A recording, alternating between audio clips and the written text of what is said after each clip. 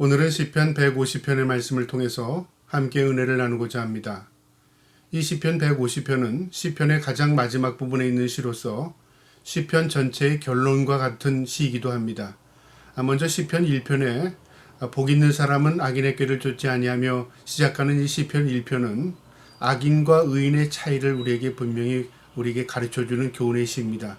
악인은 심판, 의인은 형통 구원입니다.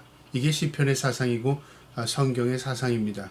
이제 시편 맨 마지막에 있는 이 시는 바로 의인이 어떻게 하나님 앞에 살아야 할 것인가, 바로 택함받은 백성들의 삶을 보여주는 내용이고요. 택함받은 백성의 찬양의 환희입니다. 그러니까 아주 시편의 결론과 같은 아주 복된 시입니다. 이 시편을 통해서요, 저와 여러분이 이 시편 150편의 고백을 날마다 할 수 있기를 주님의 이름으로 축복합니다. 시편 150편 1절에 할렐루야, 그의 성소에서 하나님을 찬양하며 그의 권능의 궁창에서 그를 찬양할지어다. 할렐루야, 할렐루야, 하나님을 찬양하라, 그 말이죠. 우리가 하나님을 찬양할 수 있는 여러 가지 방법이 있죠. 노래로도, 우리의 삶으로도, 우리의 재능으로도, 그 외에도 여러 가지로 우리 인간이 하나님을 찬양할 수 있는 여러 가지의 방법이 있습니다. 그 가운데 가장 우리가 하나님을 찬양하며 하나님이 기뻐할 것이 뭔가요? 바로 하나님을 인정하는 것입니다. 하나님은 나의 창조주십니다. 하나님 나의 삶의 주인이십니다. 하나님은 나를 구원하셨습니다. 하나님을 인정하는 것입니다. 그것이 하나님의 찬양이 되고요. 또 하나님을 높이는 것입니다. 무엇으로요? 나의 삶으로요. 그러니까 내 삶이 없는 찬양은 찬양이 아닌 것이죠. 저와 여러분이 삶을 들여 하나님을 찬양할 수 있기를 축복합니다. 오늘 이 시편 기자는 그의 성소에서 하나님을 찬양하며 장소를 지정하는데요. 성소는 하나님이 임재하는 곳입니다. 그러니까 하나님이 계시지 않는 곳에 찬양해야 하나님이 들을 수 없는 것이고요. 또 관계도 없는 것이죠. 이 말은 무슨 의미냐면 영적으로 하나님의 임재를 의식하고 찬양하라, 그 말이죠. 우리가 그리스도인들이 코람데오라는 말을 사용합니다.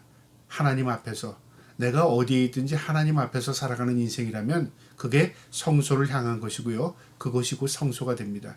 성소는 여기 있다 저기 있다가 아니라 하나님의 영광이 드러나는 곳이 곧 성소가 됩니다. 우리가 예배하고 경배하면 그곳에 하나님이 임재하십니다.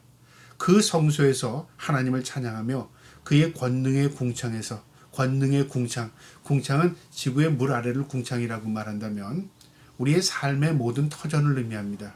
우리가 살아있는 생명으로 호흡하는 그 장소에서, 내가 생활하는 그 터전에서, 나의 삶의 영역에서, 그 말이죠. 내가 있는 모든 곳에서 하나님을 찬양하도록 하라, 그 말이죠. 2절에요.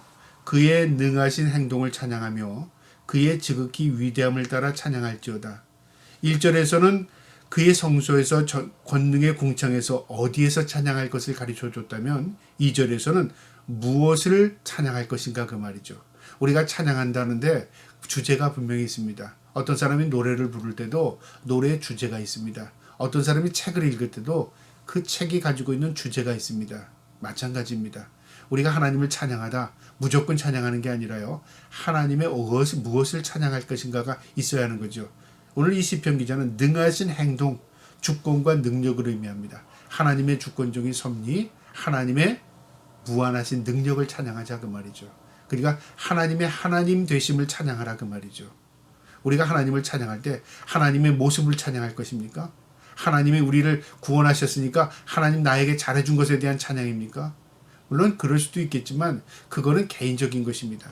우리가 일반적으로 모든 사람이 하나님을 찬양하는 것은 하나님의 주권, 하나님의 능력, 하나님의 권능을 찬양하는 것입니다. 하나님의 하나님 되심을 찬양하는 것입니다. 그래서 우리가 어떻게 사느냐를 보면, 저 사람이 하나님을 인정하고 있구나, 저 사람이 하나님을 인정하지 않고 있구나, 그의 삶을 통해서 하나님이 드러나게 되는 것입니다.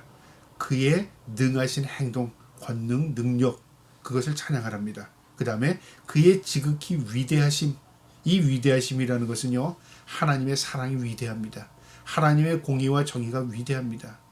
이처럼 하나님의 특성, 속성을 찬양하라는 그 말이죠. 하나님이 가지고 있는 그 속성 찬양합니다. 하나님에게 사랑이 있습니다. 우리 인간에게 사랑이 없습니다. 하나님께 공의가 있습니다. 우리 인간은 공의를 흉내낼 뿐이지 온전한 공의가 우리 인간에게는 없습니다. 그러니까 하나님이 가지고 계신 그 특성, 하나님의 공의와 정의와 하나님의 사랑을 찬양하자 그 말이죠. 그 다음에 3절에요. 어떻게 찬양할 것일까 그 말이죠. 나팔 소리로 찬양하며 비파와 수금으로 찬양할지어다. 나팔 소리, 내가 가지고 있는 재능, 나팔이라면 그걸 불어 하나님을 찬양하고, 내가 가지고 있는 재능이 비파와 수금이라면 그거 가지고 찬양하라 그 말이죠.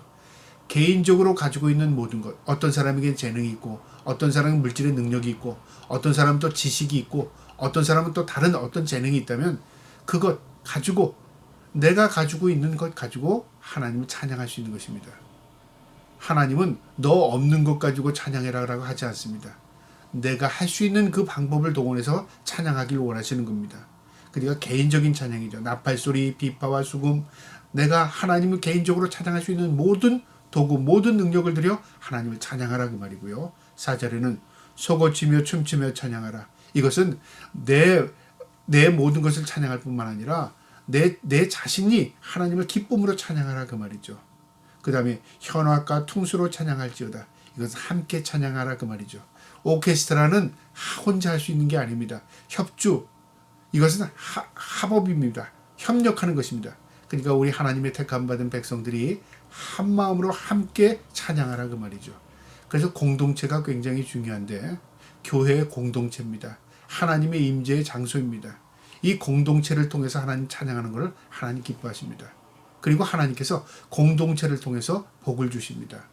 저와 여러분이 하나님이 우리에게 맡겨준 이 교회 귀하게 여길 수 있고요. 하나님이 우리에게 맡겨준 가정 귀하게 여길 수 있고요.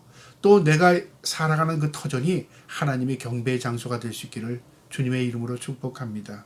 5절에는요. 이제 그 큰 소리 나는 재금으로 찬양하며 높은 소리 나는 재금으로 찬양할지어다. 상징적인 의미인데요. 큰 소리, 높은 소리, 이건 모든 사람이 어디에 있든지 들을 수 있는 겁니다. 전파라 그 말이죠. 속삭이거나 음조리지 말고 다른 사람에게도 전파될 수 있도록 큰 소리로 찬양해라 그 말이죠. 그래서 너희는 세상의 빛이라, 너희는 세상의 소금이라는 말이요. 내가 녹아짐을 통해서 다른 사람에게 유익을 지치는 것, 전파하는 거죠. 내가 비추는 것, 다른 사람에게 내가 태워지면서 남에게 빛을 전하는 것, 이게 바로 전파하는 것입니다. 복음은 전파되는 것입니다. 무엇을 통해서요? 나의 삶을 통해서. 저와 여러분이 삶이 그래서 중요한 겁니다. 내 삶은 엉망으로 사면서 내 입으로 전한다. 전파되지 않습니다. 그것은 거짓된 겁니다. 내가 전파되었을 때 내 삶에 있는 향기가 그리스도의 향기가 되어서 전파되어 가는 것입니다. 저와 여러분이 그리스도의 향기가 될 수 있기를, 저와 여러분이 예수 그리스도를 전파하는 도구가 될 수 있기를 주님의 이름으로 축복합니다. 마지막 절 6절에 호흡이 있는 자마다 여호와를 찬양할지어다. 이게 명령이요 선포입니다. 호흡이 있는 자, 모든 살아있는 생명체, 모두 하나님의 피조물들은 하나님을 찬양함이 마땅하도다 그 말이죠.